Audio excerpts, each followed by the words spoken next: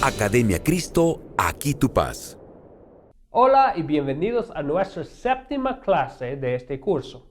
Hoy vamos a hablar sobre la difícil pero urgente tarea que Dios nos ha dado como líderes en su iglesia. Comenzaré con una pregunta. ¿Cuántas gotas de veneno quiere en su vaso de leche? ¿Cuánto veneno quiere en la leche de sus hijos? ¿Qué tal si le dijo que el veneno no matará, sino que solo le hará sentir mal? ¿Lo tomaría usted? ¿Se lo daría a sus hijos? Claro que no. Usted no quiere ni aun una diminuta gota de veneno en su leche, ni tampoco en la de sus hijos. El apóstol Pedro llama a la palabra de Dios la leche espiritual no adulterada. Es sustento espiritual que mantiene nuestra fe en Jesús viva y saludable hasta que nos reunamos con Él en la vida eterna.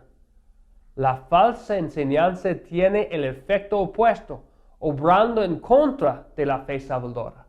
Así como el veneno, aun una mínima cantidad lastima y destruye. ¿Cuándo es que la falsa doctrina daña lo suficientemente la fe, a tal punto que la destruye? No siempre es fácil decir, ya que solo Dios puede ver el corazón de las personas. No importa si la falsa doctrina mata o solo daña la fe de una persona, ya que al final de cuentas no tenemos derecho de hacer a un lado nada de lo que la Biblia enseña. Aun si alguien más piensa que no está tan mal o que no matará a la fe salvadora. Nosotros nunca debemos tolerar veneno en nuestra leche. Entonces, ¿qué debemos hacer cuando nos enfrentamos con la falsa doctrina? Existe la tentación de inmediatamente dar la vuelta y correr a la dirección contraria. Esto nos mantiene seguros de la falsa doctrina, pero egoístamente deja que sigan tomando de ese peligroso veneno el falso maestro y sus seguidores. La otra tentación es continuar como si nada estuviera mal y seguir con ese falso maestro evitando hablar sobre el veneno en la leche. Esto puede parecer al principio la forma más amorosa de proceder, pero no ayuda ni a usted ni a ellos. Tampoco muestra amor a Dios, quien nos dio su palabra, para mantenerla pura. En la lección anterior vimos un hermoso ejemplo de lo que debemos hacer en tales circunstancias. Cuando Priscila y Aquila conocieron a Apolos, se dieron cuenta que, aunque él era un talentoso y elocuente orador que predicaba con valentía, su predicación no concordaba con la verdad. Él no había sido instruido completamente, por lo cual se podría decir que había veneno en su leche. Entonces, ¿qué hicieron Priscila y Aquila? Ellos evitaron las dos tentaciones que mencionamos y dieron ejemplo de lo que se puede hacer en circunstancias similares. Apolos había sido instruido en el camino del Señor y con espíritu fervoroso hablaba y enseñaba con precisión todo lo concerniente al Señor, pero solo conocía el bautismo de Juan. Apolos comenzó a hablar en la sinagoga sin ningún temor, pero cuando Priscila y Aquila lo oyeron, lo llamaron aparte y le expusieron con todo detalle el camino de Dios. Dios bendijo la obra de Priscila y Aquila con Apolos. Él llegó a ser un valiente defensor de la verdad. Además, fue enviado a Corinto para fortalecer la iglesia en esa ciudad con la pura leche espiritual de la palabra de Dios.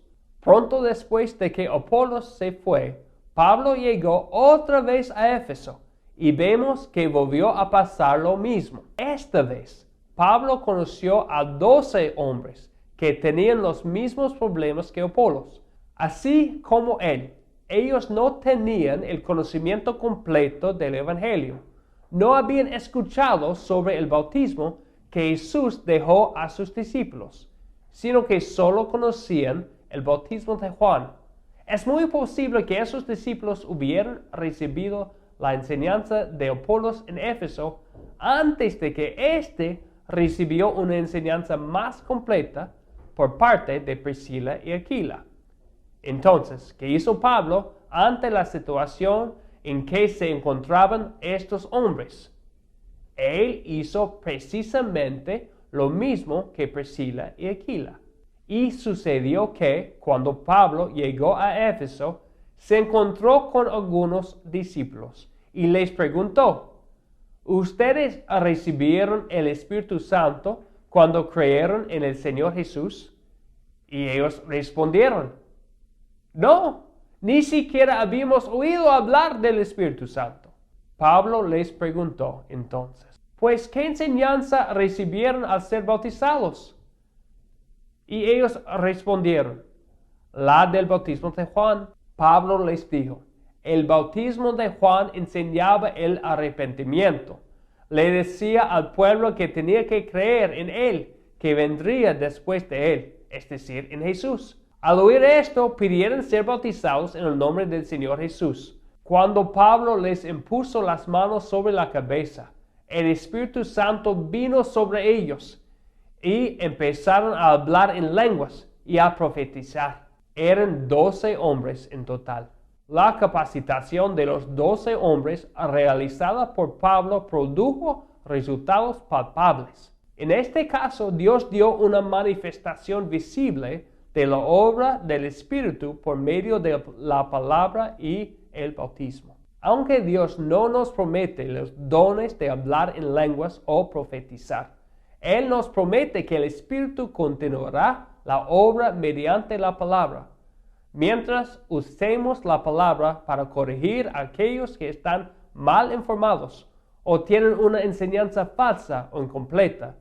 Oremos que Dios obre un cambio en sus corazones. En su clase en vivo, ustedes ahora hablarán acerca de cómo pueden usar esos ejemplos para ayudar a aquellos en su alrededor que tienen un conocimiento incompleto o falso de la palabra de Dios. Dios evite el veneno en nuestra leche espiritual y nos fortalezca para ser defensores valientes de la verdad.